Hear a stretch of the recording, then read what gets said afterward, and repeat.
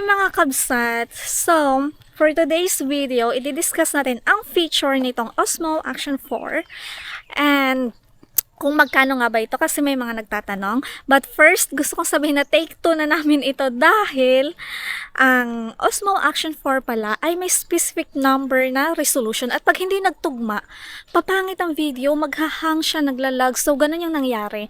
Ito yung take 1 namin. Ang ganda-ganda sana, diba? Ang ganda ng background, yan. Pero, yung salita nga, hindi na maintindihan. Then, kung napapansin nyo, yan yung mga puno. Sige lang. May duwaan. So, ayan, ang pangit-pangit ang background namin ngayon. Kasi nung nakauwi na kami, saka namin nalaman na ganun pala. Naghahang. So, anyway, yun na nga. Ito po ay nakakapag-take ng picture, but hindi ganun kaganda like sa mirrorless or DSLR yung quality ng picture, but still nakaka-take ng picture dito. And kung magkano ito po ay take 24,590 pesos as of the moment dahil promo sila dito sa Palawan. Parang mas mura sa NCR. And kung may home credit kayo or existing account ng home credit, mas may magandang offer doon. Pwede kayo mag-down as low as 1,000 pesos and sa credit card parang may ganun parang zero interest.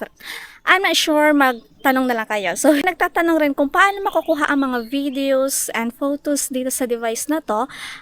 May Mimo app po na created for DJI Action Cam or DJI devices. So, kailangan po talaga installed yon and i-connect lang via Bluetooth para makuha ang mga photos and videos sa device na to. And yes, ito ang boses na to ay recorded ng device na to. Ano bang tamang pag-ano?